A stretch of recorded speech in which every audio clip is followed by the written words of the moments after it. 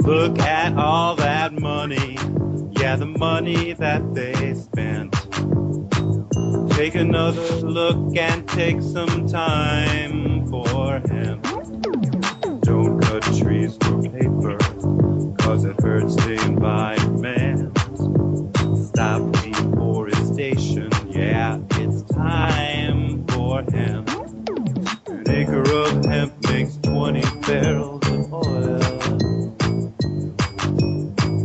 No need for pesticides to poison all our soil. People got no food, they got no clothes, they got no rent. Well, it's time for hemp. Thank you for taking time for hemp. I'm your host, Casper Leach. You are listening to a special edition of Time for Hemp. Today we are having a 2-hour broadcast, and this is the third conference of 5 in our 2013 Global Hemp Summit focused on ending prohibition. Ladies and gentlemen, I can certainly tell you that the need to end prohibition really is a grave situation. It does impact all of our lives on every corner of this earth. And one of the reasons why it sorely does is because of the international treaties all of our countries on the planet have signed with one another, expedited by the hands and the patriots of the United States legislating body. This broadcast and all the other broadcasts associated with this special presentation is intended to be given to all the leaders of the world and is intended to be presented to members of the United Nations and presented to members of the governing bodies of the United States. With that said, one of my moderators today, Michael Krawitz, will be starting off the 2-hour presentation in discussion of the international treaties today. And Michael, you know, a lot of people do scratch their heads when they hear about international treaties and the impact that they play on the war on drugs. And we have had a couple of examples of that where countries here recently have ended prohibition, and then the UN would suddenly send an envoy to that country to have a discussion. And so that is one of the reasons why, Michael, we've asked you and your illustrious body of panelists to sit down and discuss that on today's presentation of Time for Hemp. Well, thanks for having me. We're working through some technical difficulties. Hopefully you can hear me okay? Just fine. Great. Alrighty. So I guess I would just get right into it then. Hopefully we have Judge Gray on the line. I am here and listening, Michael. Good morning. Alrighty. So it is my honor and privilege to welcome our first speaker, Judge Jim Gray. Judge James of the civil trial calendar for the Superior Court of Orange County, California. Although Judge Gray has championed many causes, none have been more bold than his work to combat the illegal drug problem in America. My first question, Judge Gray, treaties, but the United States Senate has to ratify them. Given Michael, you're breaking up. It's hard to hear you. Okay, I think we might have lost Michael there. And so, Your Honor, it's my understanding that Michael wanted to cover some of the questions for you. It was apparently, as our president signs treaties by the United States Senate has to ratify them, given your advanced knowledge of the U.S. Constitution as a sitting judge as well as a strong libertarian candidate for vice president, please tell us why founding fathers thought it necessary to apply a separation of powers to this treaty process, and please give us some insight into the importance of treaty to the Republic of the United States. Well, sure, Casper, and thank you, and it's nice to be back with you. And Michael will get you back when the lines connect. But yes, it really is an important part of our government to have the separation of powers. The executive, the president, can enter into treaties, but they're not effective until they are ratified by the Senate. That's important for numbers of ways. First of all, you just don't want to have one person, a king in effect, bind our country into some form of entanglements with other countries without the support of the country. It's critically important that anytime we make such an agreement, because usually if someone attacks country X and we are having a treaty with them, that means we have to go to war as if they attacked the United States. That's okay under limited circumstances, but the country should be behind it. So the founding fathers, once again, were brilliant to say, no one person can enter into this treaty. It has to be ratified by the Senate. Number two, if it were just the president, my goodness, you'd have no continuity. So from a practical standpoint, that's important as well. Of course, the treaty that we're talking about here is the Single Convention Treaty that was passed through the United Nations and is discussing drug policy. And basically, although we're the ones that ramrodded this through back in the 70s, I believe, it says that no country that signs this treaty is able to legalize drugs or treat drugs differently other than drug prohibition by treaty. And so there are lots and lots of countries all around the world that signed that. The first one that really addressed it was Holland, because back in the late 1970s, they decriminalized all drugs in Holland, and it's worked rather well. And they dealt with the Single Convention Treaty simply by being practical and ignoring it, and no one has really called them to task. I can tell you, Casper, and anyone that's listening, that if the United States of America were to disavow and back out of the Single Convention Treaty regarding drug prohibition, the world literally would give a sigh of relief, and that's exactly where we should go. And we haven't. Isn't that amazing? Well, we are in effect because of that pivotal election in the states of Colorado and Washington last November. People are starting to say, well, wait a minute, how can the United States as a country continue with drug prohibition when two states have thumbed their nose at it and said, no, we're going to do something different? So now, of course, we have Uruguay, and bless them, the entire country, the government is entering into the sale of what is now illegal drugs. They're regulating and controlling it through their government, which is exactly, of course, what we should do, although it should be each state in the concept of federalism. So the whole thing is crumbling. Listen to my view on this one. The end in sight, that proverbial light at the end of the tunnel, is now in sight as to the end of drug prohibition, thanks to the voters of the states of Washington and Colorado. It's just a question of time now, and I see it coming. I see it coming soon. Okay. Well, now, as a grassroots activist, I can report firsthand that the public perceives treaties as unimportant to the United States and perceives the United States as violating or adhering to treaties as it sees fits with no consequences. First of all, do you agree with this given sentiment about the U.S. stance on treaties, and given the fact that the U.S. is helping to lead the world vicariously through our various legalizations and medical marijuana state with access reforms, what is the logical outcome of these actions with respect to our treaty commitments?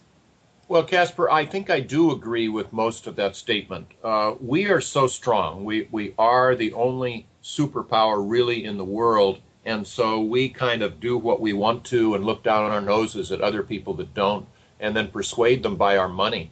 So we can get a lot of people, and have in other countries, to sign treaties, because if you don't, we won't continue to provide this aid to you, etc. But when it comes time for us to comply, for example, with Guantanamo, for example, with sending drones over foreign countries and going into their airspace and then killing people from our drones, that's an entire, in my opinion, violation of our treaties, of common law, but we just ignore it because we're strong enough and we can do it.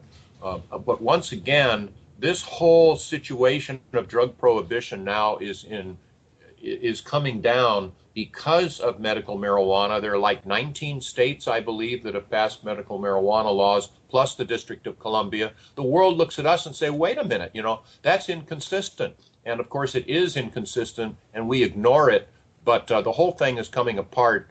And hooray for that. Exactly. Exactly. In recent years, the international battle lines over drug policy reform have become increasingly clear, and the U.S. finds itself on the side of countries like Japan, Russia, and China, and at odds with most of Latin America and Europe on drug policy. Where do you see the drug policy reform debate playing into larger international power struggles? And how much of the current drug policy do you see as locked in by the current distribution of world power? And would it be in the best interest of the U.S. to switch sides on the issue of drug policy reform internationally? Oh, Casper, that's the softball question of the day or the week or the year. I say, having been a trial court judge for 25 years, a former federal prosecutor, a Navy JAG attorney, just based upon my own observations, drug prohibition is the biggest failed policy in the history of the United States of America, second only to slavery. And yes, the drugs are dangerous. They can be. But most of the problems, I would say 90% of the drug problems, so-called, in our country are really drug prohibition problems. The lack of having quality control. In fact, please use this. Anyone focus on this and use it as much as you can. The biggest oxymoron in our lives today, the biggest, in effect, inconsistency in language in our world today is the term controlled substances. Because as soon as you prohibit something, you give up all of your controls completely to the bad guys. You know, anything dealing with quality control or quantity or place of sale or, you know, age restrictions, licensing, any of these things, as soon as you prohibit something, you give them all to the bad guys. So today, it's easier for our teenagers, our children, to get any form of illegal drug that they want, ecstasy, marijuana, whatever, than it is alcohol. Why? Because today the illegal dealers don't ask for ID. So it has put us into an enormous situation of self-inflicted wounds. We are today, of course, people in juvenile gangs are using the sale of illegal drugs as a recruiting tool, for heaven's sake. Hey, join our gang. You too can make some money. And it's simply working. You can look at any terrorist organization around the world and see that their primary source of funding is what? The sale of illegal drugs. I call drug prohibition the golden goose of terrorism, for heaven's sake. It goes on and on. To the degree, and you're probably aware, I've written a book on this that was updated just last year in a second edition called Why Our Drug Laws Have Failed. It goes on and on, for heaven's sake, and it's a self-inflicted wound. Fortunately, this week has been really a good week, banner week for drug policy reform people. You heard Attorney General Eric Holder this week talk about the impossibility of continuing along these lines regarding incarceration. Now, I didn't see much substance at all to his talk, but at least he said some good things about a direction that we should go in. We lead the world in the incarceration of our people. Much of that, of course, is related to drug prohibition, but even so, the mandatory minimums, he is now saying it's time to repeal them, which is exactly what we have been saying, of course, for decades. I even said that as a federal prosecutor. You cannot, no one in Washington, Sacramento, anywhere else in the legislature, know what a reasonable sentence is in advance without knowing who the perpetrator is, who the victims were, how much they were damaged, if at all, the circumstances, the backgrounds. It's just not possible. So we have, and people should quote this as well, 5% of the world's population in our country, but 25% of its prisoners. So we simply must repeal these actions. And now is the time to really put coals on the fire and get this done. Insist that your legislature, your members of Congress, repeal these mandatory minimum laws, these enhancement laws, these 3 strikes and you're out laws. These things must happen. And the other thing, and then I'll stop my diatribe, I have seen, of course, a judge, and it frequently falls back on judges to enforce our civil liberties, to enforce the rights of the minority. But we saw a judge in New York stop the stop and frisk laws in New York City that are a complete violation of the Fourth Amendment. They have no probable cause to start, patting people down or searching them They know full well they're not going to prosecute them. They just want to take whatever contraband they can find and use that as an enforcement tool, which is an outrage. It is simply a violation of our constitutional rights, and this judge had the courage to come up and say so. So that has happened as well. Good things are happening, but now is the time to really insist that it be put substantively instead of just talks like Mr. Holder came up with. I applaud them, but now is the time to put them into action. Well, Your Honor, I want to thank you so much for being part of today's broadcast. Whenever we have you on the show, the audience learns so much, and you bring so much to the table when you sit down and take time for hemp. Thank you so much. And well, thank you, Casper, and thanks for what you're doing.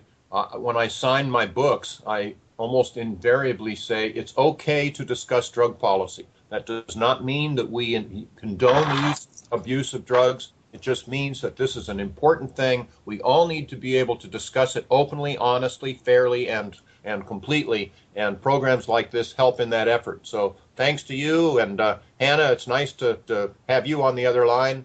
And I guess Sanho, I don't know if Sanho Tree is on yet, but he's a good man. It's just nice to share in this community. Thanks for the ability to do so.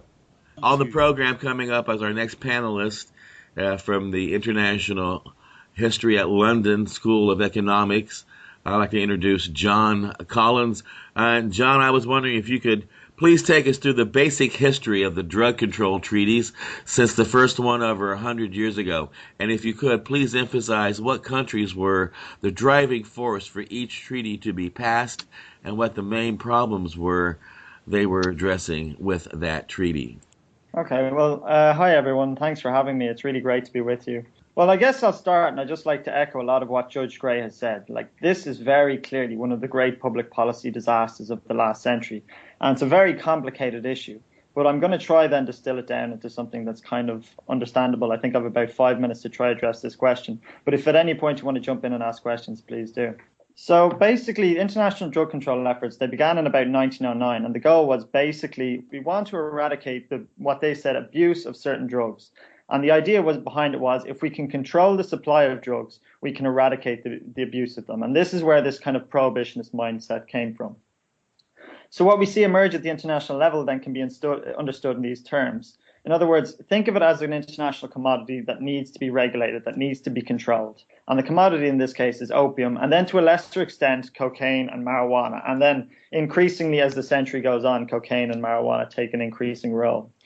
The thing is, every country had a different set of interests and a different conception about how they wanted to solve the, quote, problem. So on one side, you have maybe the US and China to another extent. And their view of this problem is very black and white. It's that you have to prohibit it to solve it.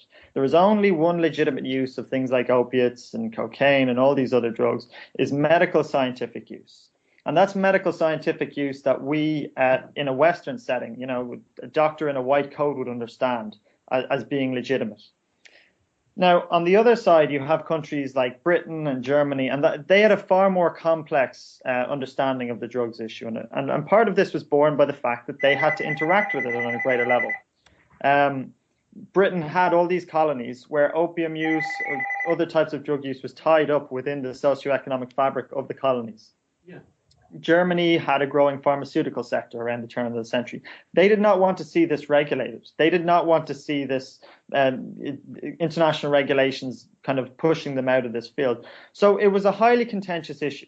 There was no two countries shared an exactly similar view to it. There was no kind of, it's often told in terms of in 1909, 1912, the international community got together and said, we're going to eradicate drugs. It was nothing like that. It was something that evolved. So the system came out of this long process of evolution. There was protracted negotiations over 5 and 6 decades. There was all these national interests interacting with the system. There was, what state was the most powerful at a given time. That determined what the outcomes were. And there was a huge moralistic element to it as well. So really, as I said, it goes back to 1909. There's this, what's called the Shanghai Opium Commission gets called. And this is really under US leadership this gets called. But it was a highly discordant meeting. Nothing came out of it. It wasn't, there was practically shouting matches being had in Shanghai. There was no consensus about how to deal with this issue. And the US in particular took a very black and white view of it. Nevertheless, they moved towards holding a plenipotentiary conference. And again, this is kind of at the US behest. And so eventually what comes out of that is what we know as the 1912 Opium Convention. And this is the beginning of international drug control. Now, it was a very aspirational convention. There was no real hard commitments that states made to eradicate drugs or to prohibit drugs. It was said they were going to eradicate drug use or drug abuse. Well, they didn't say what abuse was. And it didn't have any mechanisms to achieve it. It didn't have any enforcement mechanisms, anything like that. So what you see over the next 40 and 50 years up to the single convention is an attempt to give that some substance, to give it some kind of enforcement mechanisms, to try find a way of managing and eradicating certain types of narcotics use internationally. So the 1925 convention, it's the first effort to really create an enforcement mechanism, and it creates what's called the Permanent Central Opium Board. Now, I think a lot of people in drug policy have heard of the International Narcotics Control Board, a very maligned, and in my view, kind of justifiably so, international organization. And so this is the real beginning of these kind of international framework and institutions, and it works under the League of Nations. There's a follow-on convention in 1931 that's about regulating the flow of manufactured narcotics, so pharmaceuticals basically internationally. But there's still, that creates a distinction between illicit markets and illicit markets internationally. But there's still a whole plethora of drug use which states are trying to eradicate, particularly the United States. They see opium smoking in Asia or coca use in Latin America. These are all uses of drugs that are not legitimate and should be wiped out. And so this continues on. You have another convention in 1936, you've one in 1948, and it's all about just building on the control, trying to get to a position of prohibiting certain types of drug use. There's an opium protocol in 1953, which never fully comes into force, but the US heavily subscribes to. And then in 1961, you have what we now know as the Single Convention. And this basically pulls together all the other conventions into one. And really kind of it establishes the modern international drug control system. It prohibits certain types of drug use. It establishes it solidifies the kind of the categories for what drugs fall under, those kind of things. And then following on from that, you have another few conventions. The 71 convention, which is about pharmaceuticals, again, psychotropics. In 1972, you have an amendment to the Single Convention, and then in 1988, you have another convention on illicit traffic. But it all really flows from kind of the Single Convention, post-1961. Everything really follows on from that. So I hope that's kind of given a sense. It's a very complex system, and I've tried to distill it down, but I hope that gives a sense of how it's evolved. Well, it is amazingly complex, and it is not an easy thing to share and to explain. And you certainly did an excellent job there, and I would encourage people to also do more research into this area on their own. Now, John, very little said generally about the roots of the drug control treaties in imperialism, but yet it is obvious to the trained observer that international drug policy is driven by national self-interest and very much, even today, plays into the power dynamic of nations. Please help us understand how imperialism has reflected in the early drug control treaties and where in the treaty those sentiments remain embedded today. And do the actions of Bolivia to exempt the non-medical use of coca by their people from treaty spell in the beginning of the shift away from imperialistic roots? Yeah, it's a very interesting question. Look, I'd love to be able to say, look, the international drug control system, a disaster that it is, was very much the byproduct of imperialism, and that's just another kind of stain against it. I think it's far more complicated than that, to be honest, and let me explain why. The roots of the actual system were probably more consciously rooted in anti-imperialism than imperialism. America prior to World War II was one of the great anti-imperial forces in international politics. They were no friend to the British Empire. They were no friend to the other European empires. Now, arguably, that was possibly because they wanted to replace them as the empire. That's another point altogether. But the initial drive behind the system was undermining all these opium monopolies and this system of, basically the flow of opium internationally, which was seen as funding all these old empires. Since the Opium Wars were about the British Empire being able to pay for itself through the sale of opium. As the Chinese state is collapsing around the turn of the 20th century, the US thinks it's helping China by trying to eradicate the flow of opiates internationally. So it's not as clear cut, There are various other imperialistic cross currents as well, though, which complicate the question then further.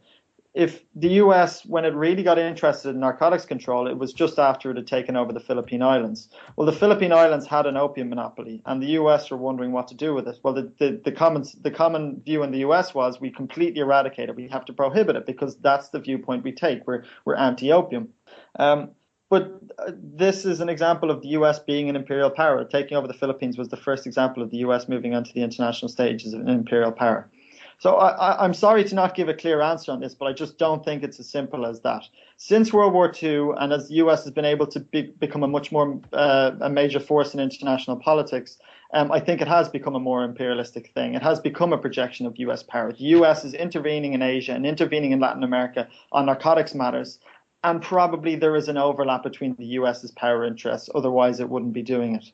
But some of the earliest histories of the system, there's one by a guy called Arnold Taylor, and he basically argued that this is an example of humanitarian reform. He wrote this in the 1960s. So the consensus view up to the 70s was that this system is a humanitarian, international, liberalist, progressivist system. That's what it was seen as. As Cold War politics became involved and it became more complicated, then I think you could argue that U.S. imperialism became involved. To draw a straight line between that process and what's going on with Bolivia today, I think is very problematic. Even in Latin American countries in the 60s and the 50s, many elites really believed that they were acting in the best interests of the people they governed. And so by signing the 61 Convention, which committed them to eradicating coca use within 25 years, they were acting how they thought was best for their population, but they were also yielding to an international consensus that this is the right thing to do. This is the moral thing to do.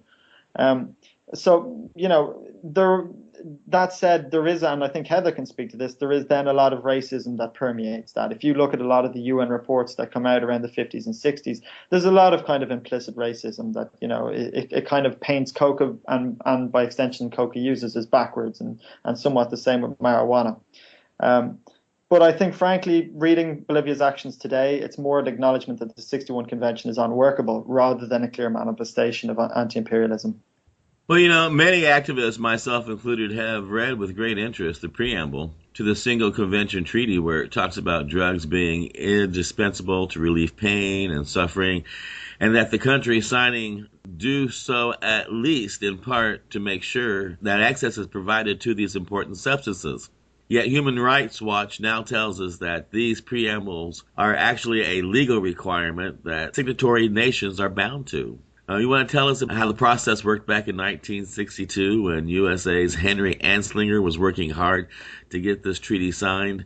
And was the world sold a bill of goods promising them a better access to important drugs if they signed this treaty? Not really. Frankly, I think that the preamble is a double-edged sword. I think it is vastly over-interpreted because at the time it was really just sugarcoating. It was, some subcommittee within the UN process went and wrote the preamble. And if you're writing an introduction to an international treaty which you're trying to get states to sign, you're hardly going to say, this is a kind of this is a somewhat important issue which, has some ramifications for certain parts of the global population. You're going to say this is, frame it in grand humanistic terms. We're dealing with great human questions of human health and human survival. We saw a similar example during World War II where US congressmen were saying about drugs that, this is the next slavery that we're fighting to undo here. This is worse than the slavery we undid in the United States. So there was this tendency to frame it in grand terms, but it didn't really influence what the negotiating process was. The preamble didn't really have anything to do with the economic, the political, the social interests that underpin the system. Now, on the other hand, I think it's actually very useful that human rights groups can now look to the preamble and use it against the system, because very clearly the system is massively failing on human rights and public health standards. Using its own preamble as a metric, it can be therefore judged very harmful. So I think that's actually quite a good aspect of it. To come to your point about Anslinger, I'd have to say this is actually quite a widespread misconception. Anslinger did not support the Single Convention. Anslinger did everything he could to undo the Single Convention. It wasn't until 1967 that the US actually ratified the Single Convention, and that was only because Anslinger had retired at the time. But he basically thought that this was a retrograde step in control. When I was given my brief outline, I said there was a 1953 Opium Protocol, and that's what Anslinger wanted to see instilled. So I think it's a misnomer to ascribe it to him and to say that he sold it internationally. He really did everything he could to undo it. Well, one thing's for certain, what he put into play is still causing destruction in so many areas of our lives today, whether it be on the front of social change, whether it be talking about the climate change, whether it be talking about human change. Outlawing these substances has had a major impact on the entire world. Yeah, there's no question. It's, the system very early on showed problems. By 1931-32, you see a black market starting to emerge and an international illicit market. And it was very clear that they'd got something wrong, that some of the assumptions hadn't followed through. And basically all the response was, well, let's double down. We need to do more of this. We need a convention criminalizing trafficking. We need to, we just need to get tougher on it. And this has been the response through drug prohibition at a national level, at international level. It has always been just, well, when it doesn't work, try harder. And it's a lack of will. It's a lack, instead of sending someone to jail for 20 years or 10 years, send them to jail for 20 years. So, and this is where all the policy harms have come from, in that a rational kind of strategic assessment of what's going on has never really occurred. It has always just been this emotive kind of double down, get tougher, and that certainly hasn't worked and has created all this universe of policy harms we see internationally. Well, I want to thank you for being on the big broadcast today. Your input into this conference has been amazing, and we certainly appreciate the information that you have shared with us. We look forward to having you back on the show sometime in the very near future. Thank you for having me. And Jeffery, Dhywood, I want to thank you for being on the big broadcast today. I must certainly say that we have had a great discussion so far, and at this point in our conversation, we hope to be able to have a direct discussion with Sanho Tree, and Sanho has not been able to make the conference so far. And I was wondering if perhaps you might be able to answer for him on his behalf. In Latin America, the drug policy on the people in Americas have been, in some cases, instrumental in unspinning the adverse impact of U.S. drug policy on those same regions. Could you explain to us in some detail the adverse impact of the current and past drug policies of the people in Latin America in terms of impact on culture, economics, and, of course, health cost? Yeah, Latin America, as I was saying earlier, is the part of the world that suffers the most from the war on drugs. And they have paid a very, very high price. Most people are familiar with what happened in Colombia and in what is still happening in Mexico, but other countries like Guatemala, Salvador, and Honduras are currently actually the worst affected by the war on drugs, far more than Mexico. So it all started in the 80s in Colombia. The story in Mexico is quite different. And I would refer people to my own book where I go quite in detail over the history and so on and so forth. But in Colombia really didn't have any drug problem. The people were using coca leaves on a traditional basis. So in Colombia, there was really not much happening in terms of drug trafficking until the 70s and the 80s. In the 70s, the hippies moved to Colombia because there was a lot of production of marijuana, and then they got familiar with cocaine, and then that's when all got started. At the same time, there was some guerrilla going on in Colombia. So it's hard to attribute what is the cost due to the guerrilla and what is the cost due to the war on drugs. At some point, drug trafficking and the guerrilla kind of merge. So you had right-wing militia and left-wing guerrilla groups that were all financing themselves with drug trafficking and, of course, fighting each other. So this created a lot of damage, which resulted in 3 million displaced people out of a population of 30 million and change. So 10% of the population was displaced. This is the largest displacement population in the history in term of, I mean, in modern history, in term of percentage of the population that was displaced. This is huge. So that's the first thing. And then there were, during the worst time of the Colombian war on drugs and guerrilla and so on and so forth, which were all mixed up, there was probably 200,000 to 300,000 people died out of because of the violence. There was a lot of kidnapping, bombing, mass shooting. I mean, you name it. They had it all. So Colombia paid a very, very high price.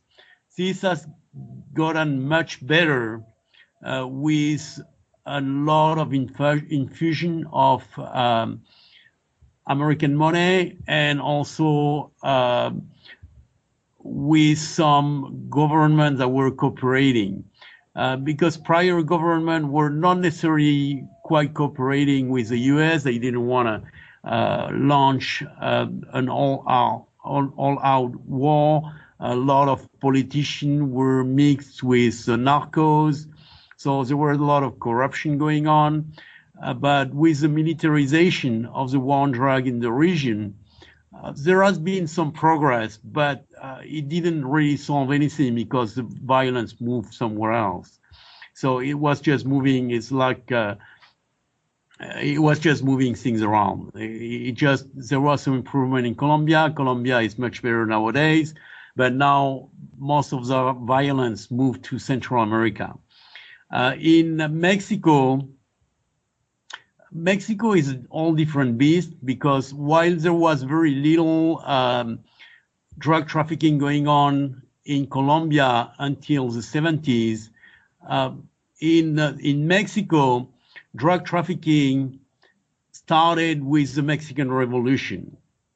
So, and the links between organized crime and the ruling party, the PRI, goes back to the Mexican Revolution also. Organized crime was used by politicians in Mexico and is still used nowadays as a way to finance shady operation. So we see a very, very different dynamic. I mean, and the problem in Mexico are far more complex because of that, because the system is built around institutionalized corruption. Corruption is part of the system, and it has been going on for more than 100 years now. So this is not something that is going to be solved overnight. The new government of Enrique Peña Nieto that took office in December seems to be negotiating a Pax Narca. I don't know if people have noticed, followed the news recently, but some very prominent drug traffickers that were in jail in Mexico have been released recently. And the Peña Nieto government stopped publishing statistics on victims of the war on drugs. So violence is still going on. To what extent, nobody knows. It doesn't seem to be going down. It might be going down a little bit. We really don't know. There is just a blackout on information, official information in Mexico regarding the war on drugs. But it seems quite likely that the government has negotiated a Pax Narca with the cartel of Sinaloa, the cartel of Guadalajara, where the big boss that was in jail has been released just last week or something like that, 10 days ago. So this is for Mexico. Mexico has paid a very high price also. The official death toll is around 60 to 70,000 deaths. And I believe it's 300,000 people displaced. But the part of the world that is paying the highest price nowadays is Guatemala, Honduras, and El Salvador. These countries have been devastated by the war on drugs, and they don't have the institution to, how should I say, to fight the drug cartels. The drug cartel are better armed and better equipped than the army.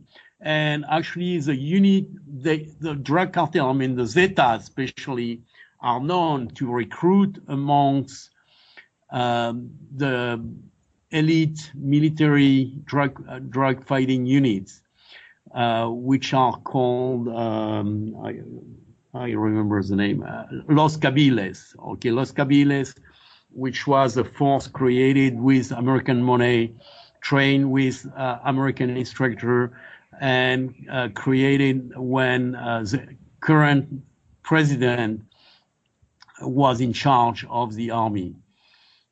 And and actually, how should I say, the Los Zetas have been coming under fire recently. So we really, I would like to talk to some people who are familiar with what is going on really in Mexican politics. It seems that Los Zetas, which I don't know if you are familiar with Los Zetas, is probably the most brutal narco trafficking organization in the history of narco trafficking.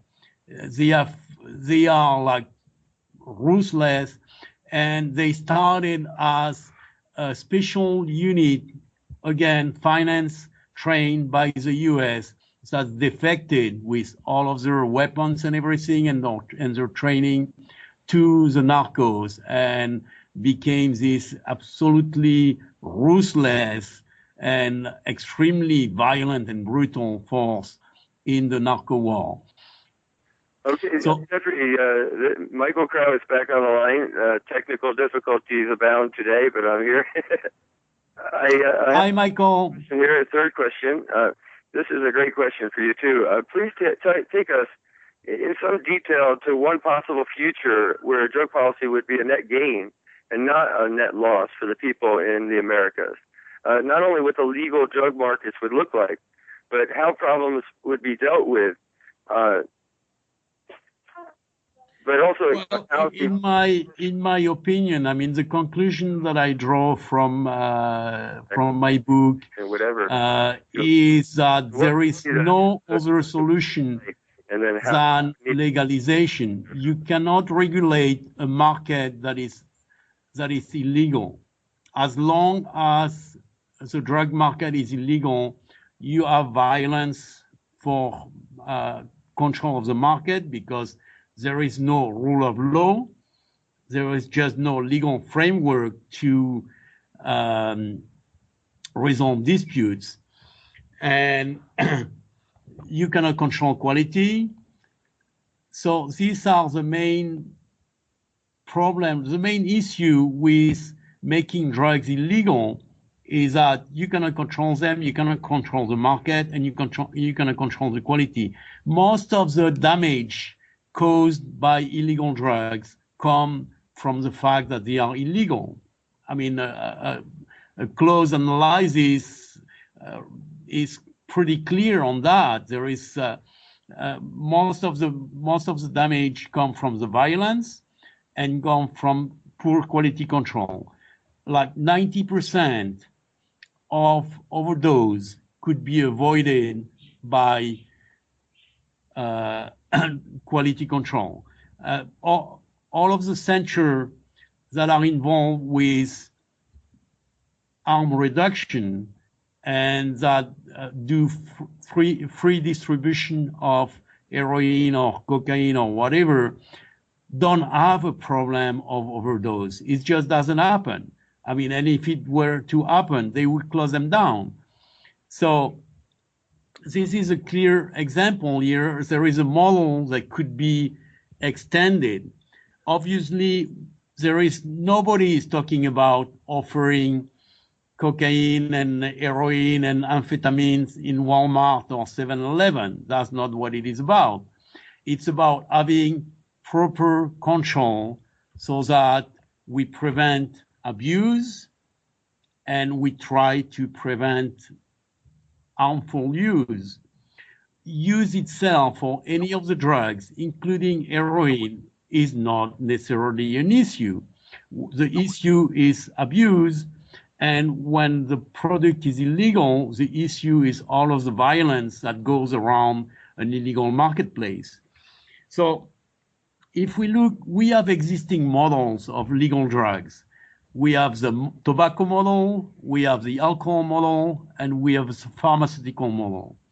And then from this model, we can learn how to create a model that would reduce harm, eliminate the violence, and eliminate all of the humongous cost associated with the war on drugs. I mean, I didn't talk earlier on the environmental cost, but the environmental cost is huge because of mass fumigation, because the drug traffickers, they just clear cut and burn and slash and burn, and then they plant and then move to the next field. I mean, all of this wouldn't exist if we had a legal marketplace. And a legal marketplace, if we look at tobacco, if we look at alcohol, and if we look at pharmaceutical, we know that there are abuse in all of these substances. There is alcohol abuse, which is very costly to the society. There is tobacco abuse, which is extremely costly to the society and causes 5 to 6 million deaths in the world every single year. I mean, a city the size of Chicago is wiped out of the face of the earth every year because of tobacco. So obviously, we can learn from this model, but it doesn't mean we should copy them. If we are going to end up in a situation where 5 or 6 million people die because of heroin every year, then obviously we don't want that. Great. Let me get back to the top here and let me introduce you real quick, and then at least get you into one of your questions before we get up to the top of the hour. Sanho, for those that don't know, is the director of the Drug Policy Project at the Institute for Policy Studies.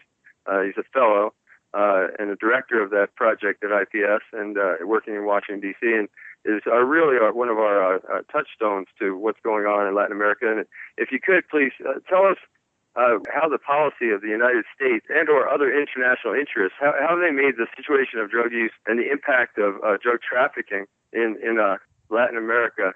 Our international drug policies have very little to do with reality on the ground in places like Colombia or Bolivia or Mexico. It has much more to do with domestic politics and posturing.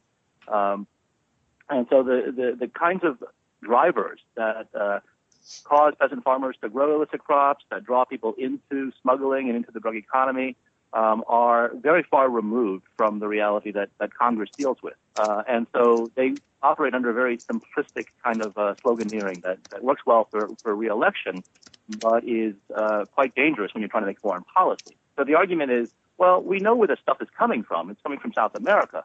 Why don't we just destroy these crops on the ground or stop it in transit on the high seas or at the border before it can reach our streets? And it sounds simple and it sounds nice, but it looks easy on a map. You know, if your map is only a meter or two wide, but in fact this hemisphere is huge. And so the things that drive this are the fact that you have a lot of people living below the poverty line. You have a lot of ungoverned territory where there's no state presence to tell people they can't grow certain crops. And we can't possibly police these countries. Keep in mind that Colombia is bigger than Texas and California combined. The same is true of Peru. The same is true of Bolivia. So those are your three main cocoa producers. Try eradicating, dandelions from Texas or something. I mean, that's kind of ridiculous, right? And yet we've been trying to do it for a long time, and it's been about as effective as shoveling water. So in Colombia, over the past dozen years, we've been using primarily aerial spray planes, trying to fumigate, trying to defoliate our way out of this problem. And it's caused tremendous environmental damage, human suffering, infant deaths, damage to wildlife and livestock, and it's given the guerrillas, more sympathy than they deserve. And so it's not a good way to win hearts and minds when you're thinking about Colombia, which has been in the midst of a 5-decade-old civil war. And it's not good for U.S. policy either, because it alienates people and pushes them away from the government. Keep in mind that these farmers are doing what they do because it makes good economic sense for them. It's a no-brainer for them. That is to say, they live in very remote areas very often. They don't have access to things that we take for granted every day of our lives. The fact that there are roads, the fact that we have vehicles, our ability to transport things to market, we have electricity, we have phone service, we have all these things that make our lifestyles possible. Very often doesn't exist in a lot of these rural areas.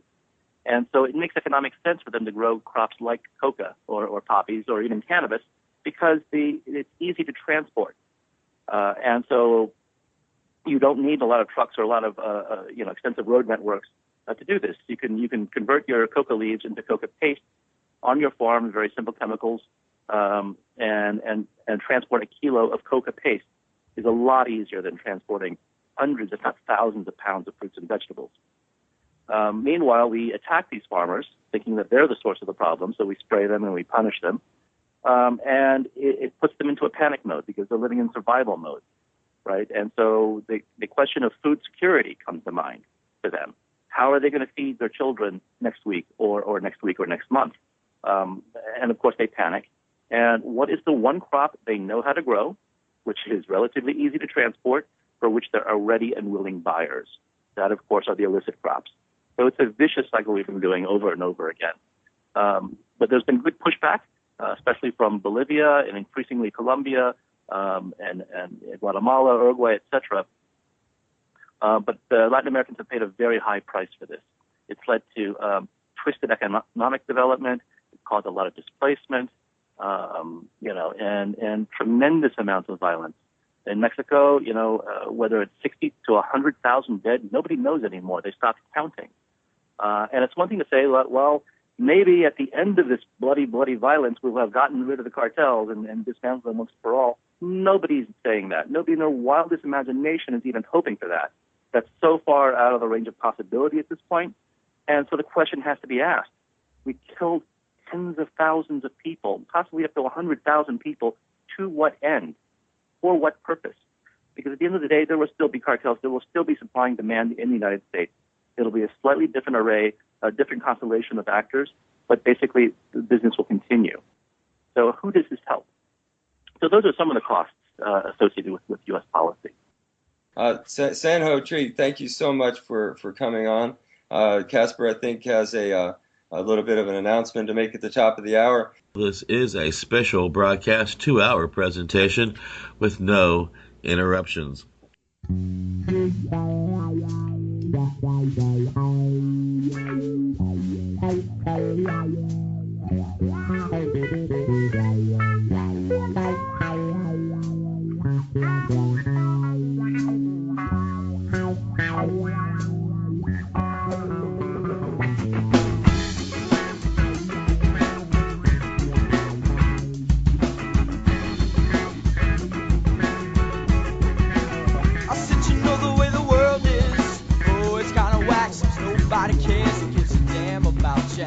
Too much hatred, violence over what politicians can shove it up there. As you know, we're trying to make a change by showing everyone that inside we're all the same. Forget about race, forget about your color, and eye for an eye, just love one another. It's not that hard. Well, our world is crazy.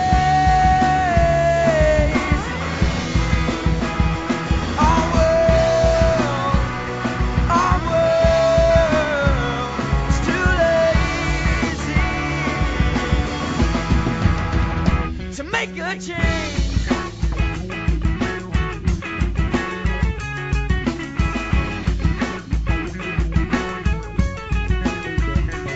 Will everyone hang on, let this music marinate? You're hearing it firsthand from Hemp Street.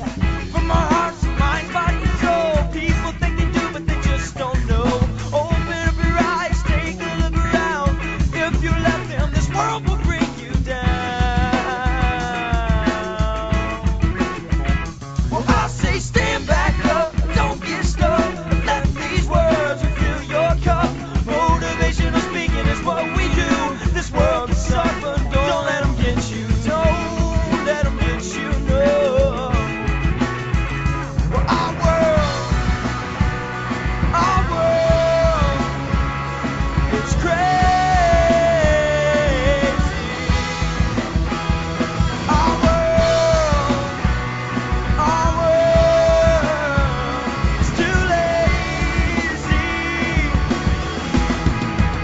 to even make a change.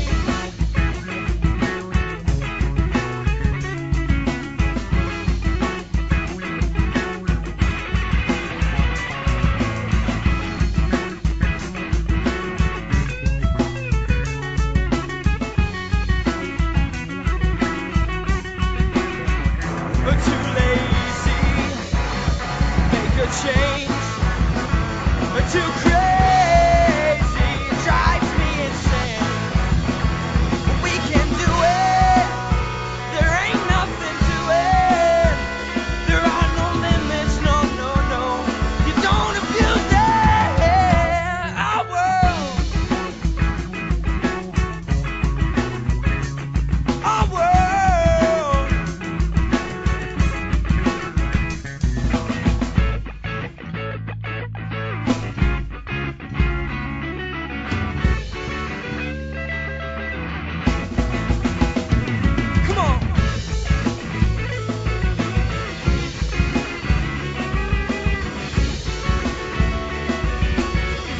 It's like this, we'll fight for your rights, stay hyped, live for the times you wish you could have seen twice. Get it right the first time, watch out for the fine line. Most punishment is never even really worth the crime. Yo, well life flies while you grow, so don't die young man, but never get old. I said moments like these right here, yo. I said what I live for, what I live for. A time when we can be one, as we were when we were first created. Come together as the new generation. Oh, what a sensation. Yo, don't get left out, but don't let it down. Get ready, this shit's about to get heavy. Hemp street rhythms in your face, coming at you right now. Come on!